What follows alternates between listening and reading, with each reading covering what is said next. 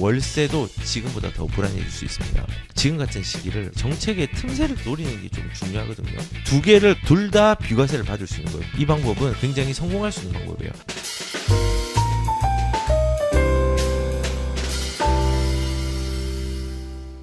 월세도 지금보다 더 불안해질 수 있습니다. 왜 그러냐면은 지금 보시면 대통령실 부동산 상승 둔화, 임대차 입법, 임차인의 주거 불안이라고 얘기했는데요.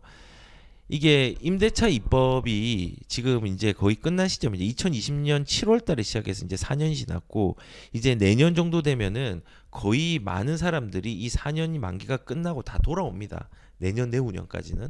그러면은 그 만기가 4년이 끝난 것들은 이제 가격들이 뻥 뛰겠죠. 그러면은 그 전세 수요가 뻥 뛰는데 지금 대출로 규제를 막고 있으니까는 수요는 있는데 공급이 부족해지니까 가격은 올라가겠죠.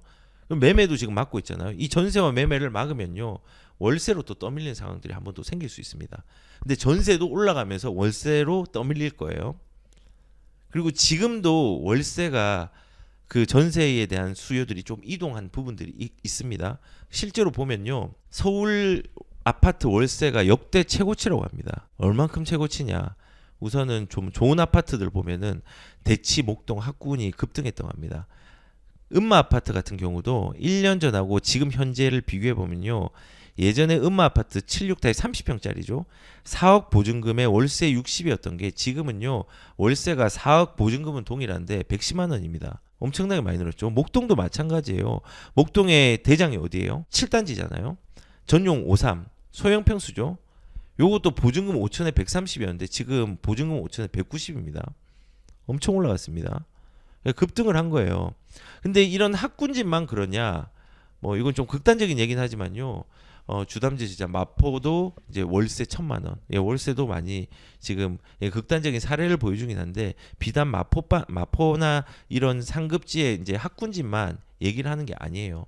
실질적으로 뭐 상급지긴 한데 헬리오시티 9평 같은 경우도 보증금이 월세가 2억 기준으로 해가지고 작년 이맘때에 290만 원에서 330만 원 됐습니다. 근데 올해는 그냥 370만 원 정도 됩니다. 330만 원에서 370만 원. 12% 올랐어요. 12%. 그리고 조금 중급지로 가면 중구가 있죠. 남산타운 대규모 아파트죠. 거기도 전용 9평이 84 타입이 보증금 5천만 원에 195만 원짜리가 작년하고 비교해 볼 때 올해는 보증금은 5천만 원 똑같은데 240만에서 260만 원 올랐습니다. 23% 급등했습니다. 근데 문제는 지금 이런 정책에 잘못된 정책으로 처방한 것들을 유지를 하면요. 그 부작용으로 월세도 지금보다 더 불안해질 수 있습니다. 그래서 우리가 지금 이런 부작용은 제가 부작용으로 표현했지만요. 이 부작용을 대비를 하려고 하면요.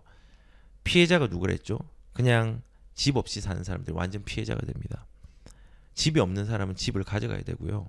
그리고 우리가 지금 규제로 인해서 일시적으로 시장이 묶여 있는 시기들이 원래 이 대출 규제를 안 했으면 조금 더 빨리 회복할 수 있는 것들이 조금 지연이 조금 됐는데 이 지연된 부분을 오히려 역으로 잘 활용하십시오. 집이 없는 사람들은 꼭 집장만을 할 수 있도록 했으면 좋겠습니다. 제가 이렇게 말한다고 하더라도 지금까지 집이 없는 만약에 40, 50대 분들이라면은 무슨 헛소리 하냐라고 얘기를 할 수 있습니다. 근데 우리가 기억을 해보십시오. 2023년도 집값이 빠져서 다시 올라올 때 그때도 그냥 사람들이 무서워했습니다. 그런데 지나고 나서 후회를 했습니다. 그리고 2024년도도 집값이 올라갈 때 사람들이 기우라고 생각을 했습니다. 그런데 가격들이 신고가들이 쏟아졌죠. 거래량도 폭발하면서. 그리고 지금 거래량이 조금 둔화됐습니다. 그러면은 이 둔화되고 가격이 떨어진다고 가정을 해요. 조정이 될 수도 있죠. 근데 조정이 되긴 어렵다 생각합니다. 조정이 된다고 하면은 그게 2022년도로 돌아갈까요? 2023년도로 돌아갈까요? 저는 지금은 그 타이밍이 아니라고 생각합니다. 그러면 우리는 이 지금 같은 시기를 어떻게 지나가야 될까? 이제 그걸 생각해야 되죠. 안 사는 것보다 다시 말씀드리지만은 집을 사는 게 유리합니다. 아니 집을 사면은 대출도 해야 되고 지금 대출도 막아놨는데 대출도 제대로 안 되고 집 사는 거 지금 집 흐름도 안 좋은데 사도 되냐? 사도 됩니다. 이걸 기회로 삼으시고, 그리고 나 생활이 불편해져. 대출 받거나 이렇게 하거나 뭐 세입자 맞으면은 뭐 세입자 고쳐달라고도 하고, 그 다음에 대출 받으면 이자금 나가잖아. 생활 패턴이 바뀌잖아. 당연히 생활 패턴이 바뀌죠. 제가 초두에 말씀드렸습니다. 우리가 쉬운 선택을 하기 때문에 부자가 못 되는 겁니다. 쉬운 선택을 하기 때문에 자산가가 되는 환경을 못 만드는 겁니다. 당연히 생활 패턴이 바뀌죠. 어떻게 생활 패턴을 바꾸지 않고 자산을 늘릴 생각을 합니까?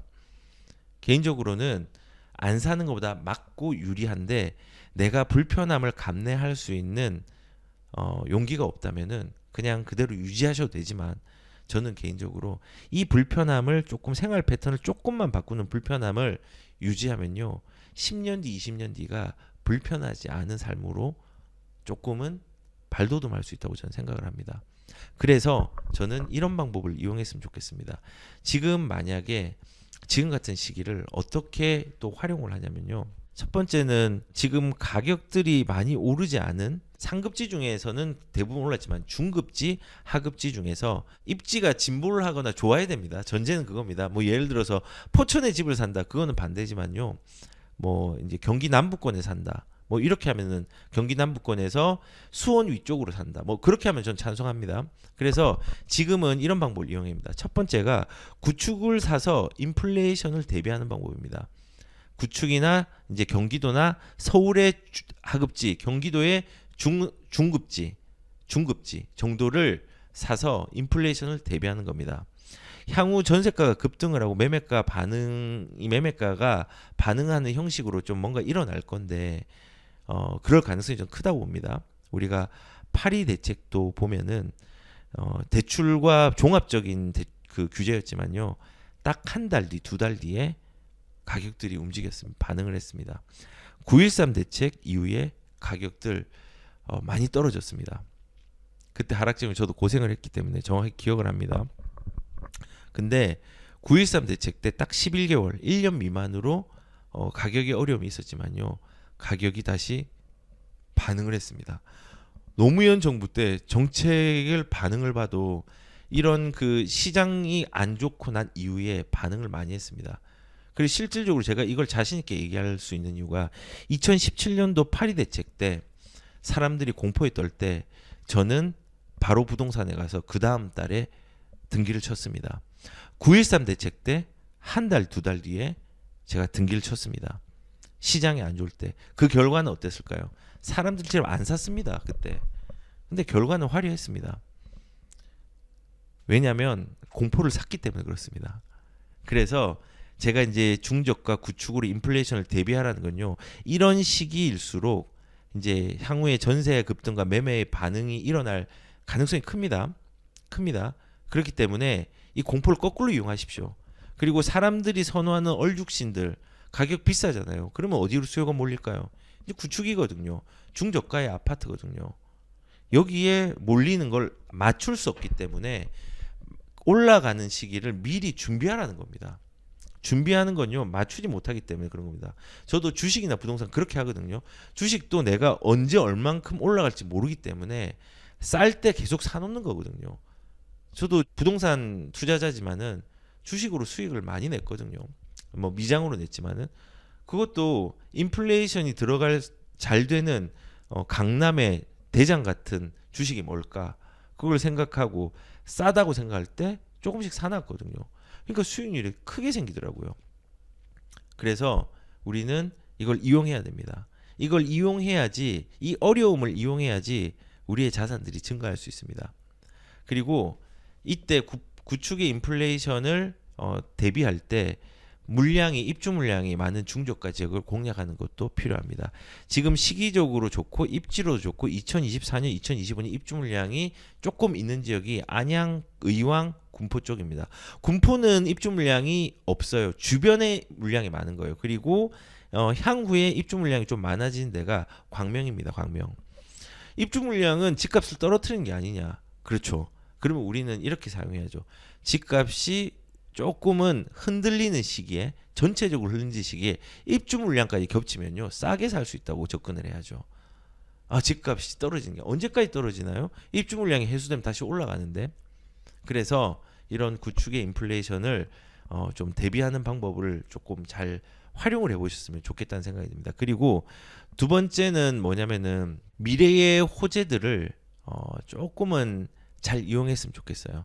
당연한 호재로 미래를 대비하는 방법들이 저는 지금은 좀 맞다고 생각합니다. 지금 보시면 여기서 GTX 개통 얘기를 하는데 우리가 이번에 경험한 것 중에서 하나가 구리나 남양주가 실거주 여건이 되게 좋아졌어요. 왜냐하면 8월 10일인가 그때 이제 별내선이 개통이 됐습니다. 아직 반응을 하지 않은 아파트들은 분명히 있지만요. 거기 이제 가격들을 보시면은 실수요자들이 늘어날 겁니다. 왜냐? 직장의 직주 근접이 편해졌으니까. 옛날에 1시간 반 걸리던 것들 이제는 30분 만에 내가 서울로 진입을 할 수 있으니까, 강남권으로 진입을 할 수 있으니까, 그러면은 거기를 찾는 수요자들이 좀 더 늘어나겠죠. 수요자가 늘어나고 공급이 한정돼 있으면 어떤 현상이 일어나냐면 가격이 움직이겠죠. 그리고 전세 수요도 늘어날 거예요. 전세 수요도 많아질 겁니다. 왜냐하면은 교통이 편해졌으니까. 그 교통이 뭐 저기 뭐 그 시골로 연결되는 노선이 아니라 강남권으로 연결된 노선이니까 좋아진 거죠. 그래서 수요자들이 늘면서 가격들을 움직이고 견인을 할 수 있는 여건들이 생긴 겁니다. 이제 진정한 서울 권역으로 구리가 이제 좀 형성이 된 거죠. 구리나 남양주가 이 교통으로 따지면은 이런 것들을 지금 좀 이용해 놔야 됩니다. 지금 시장이 좀 안 좋은 지역에서 예를 들어서 뭐 강남권에 연결되는 게 지금 별내선이었잖아요. 그러면은 일자리가 또 어디 있어요? 판교로 연결되는 노선 중에서 월판선도 있죠. 그 다음에 신안산선 이것도 한 2, 3년 더 걸리겠죠. 더 걸리지만은 신안산선 여의도랑 연결이 되잖아요. 그러면 신안산선이 호재를 받는 데가 어디예요? 안산이라는 시흥 같은 데잖아요. 그리고 GTX 아까 개통 앞두고 들썩이는데 GTX 같은 경우는요. 여기는 이제 파주를 얘기를 하는 겁니다. 네, 파주를 얘기하는 건데 운정지구. 근데 얘는 당분간은 반응이 크지는 않을 거예요. 그렇다고 하더라도 아주 크지는 않을 거예요. 처음에는 물량이 좀 있으니까. 근데 얘는 향후에 삼성이 개통이 된 다음에 엄청나게 가격적인 메리트가 있는 데가 이제 운정지구의 일부 대장 아파트들이 될 거라고 저는 생각을 합니다. 그러면 아니 여기 연결된다고 근데 지금 GTX 같은 경우도 지금 수지 타산 안 나와가지고 이거 문제가 많고 이용한 사람 많이 없다고 하는데 이게 그러면 진짜 가능한 일이냐? 가능한 일입니다. 신분당선이 좋은 노선인 거 알죠? 신분당선 1년 지나서 적자였습니다. 운영하고 그리고 수요 예측 잘못했다고 비난했는데 지금 그거 이용하는 거 엄청 많습니다. 지하철 노선이 확장되면서 그래서 당연하게 받아들이는 호재들이 있는데 이 호재가 실제적으로 상상 속에만 있다가 실제로 딱 내 앞에 나타나면요 가격의 변화들이 거기에 이용을 하면서 반영이 됩니다. 그래서 지금처럼 가격이 떨어지고 움직임이 좀 좋지 않은 지역 중에서 진보의 역할들을 할 수 있는 물건들을 한번 찾아보는 게 필요한데 그런 것 중에서 하나가 저는 이런 안산이라든지 시흥이라든지 파주. 근데 제가 이런 얘기 했다고 내가 돈이 한 50억이 있는데 2억짜리, 3억짜리, 4억짜리 집을 사면 안 됩니다.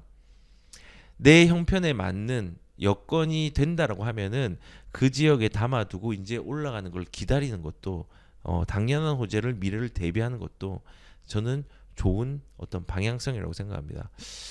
그리고 또 이제 좀 중요하게 생각하는 게 정책의 틈새를 좀 노리는 게 좀 중요하거든요. 그러니까 지금 그 경매 시장이 상급진 뜨겁잖아요. 이게 또 그 온탕과 냉탕이 조금 명확하게 지방하고 좀 차이가 납니다. 그런데 여기 같은 경우는 이 경매도 지금 활용하면은 이런 강남 상구라는 용산은 경매를 활용하기 진짜 좋아요. 왜냐하면 강남 상구 용산의 특징이 뭐냐? 투기과열지구, 조정대상 지역 그리고 그 외에 또 별도로 일부 지역들은 토지거래 허가구역이 지정이 되어 있습니다. 토지거래 허가구역은요 실거주 요건이 반드시 붙거든요. 근데 이 강남 상구와 용산의 경매 낙찰가율이 또 왜 높을까요? 여기는 거주 요건이 붙지 않습니다. 토지거래 허가구역이 지정된다고 갭 투자를 할 수 있는 겁니다. 강남 상구와 용산에. 그래서 이런 것들을 좀 지금 잘 활용하는 게 좀 좋다라는 생각이 좀 듭니다. 그리고 마지막으로 시장이 좀 안 좋지만은 저는 좀 활용을 했으면 좋겠다는 생각이 재건축 재개발 대체주택 이 비과세 특례가 있잖아요. 그것도 좀 적극적으로 활용하는 것도 나쁘지 않다고 생각을 합니다. 내가 가지고 있는 주택이 사업신고를 받았어요. 근데 사업신고를 받은 다음에 이게 받으면 이제 입주권으로 바뀌잖아요. 입주권으로 바뀐 다음에 이게 조금 있으면 멸실이 되니까 이 멸실에 대해서 너 이거 멸실되면 어디 살 거야? 너 새로운 집 사도 돼. 그건 비과세 해줄게. 이게 이제 특례거든요. 그래서 대체 주택을 사. 그 대신 사업인가 이후에 새로운 네가 대체할 수 있는 집을 사서 1년 이상 거주를 하고 그리고 나중에 거주를 하다가 이제 재건축 재개발이 되는 집으로 들어와. 전 세대가 이 준공후에 3년 이내에 들어와. 그리고 1년 이상 거주해. 그러면은 내가 대체 주택으로 잠시 있었던 그 아파트도 비과세를 해줄게 이거예요. 그러면 이 두 번째 잠시 있었던 이 아파트를 비과세를 두 개를 가지고 있는 보유 기간이 7년, 8년 이렇게 가져올 수 있거든요. 길게는요. 그렇게 가지고 두 개를 같이 동시에 둘 다 비과세를 받을 수 있는 거예요. 근데 7년이라는 시간이 중요한 게 뭐냐면요. 시간을 들였잖아요. 아파트 두 개의 시간을 들인 거예요. 그러면은 이 방법은 사실은 굉장히 성공할 수 있는 방법이에요. 그래서 지금 재개발 재건축이 효과가 없고 지금 공사비가 올라가가지고 무서워가지고 시장의 가격에 적응을 못해가지고 무서워하는 사람들도 되게 꽤 있지만요.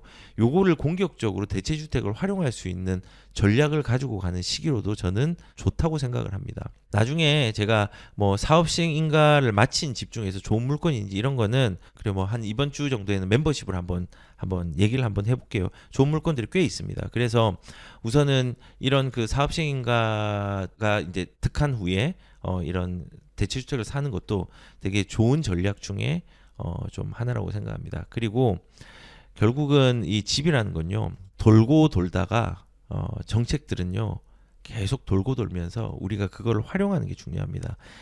예전에 리모델링이 인기가 없죠. 근데 지금 사람들이 리모델링에 눈을 돌리고 있습니다. 우리는 이 돌고 도는 사업 방식의 트렌드를 잘 적응하는 게 중요한데 지금은 무조건 재개발 재건축이 아니라 리모델링으로 속도를 내는 것들도 이제는 사업적으로 사람들이 괜찮다라고 생각하는 어떤 단지들이 생기기 시작했습니다.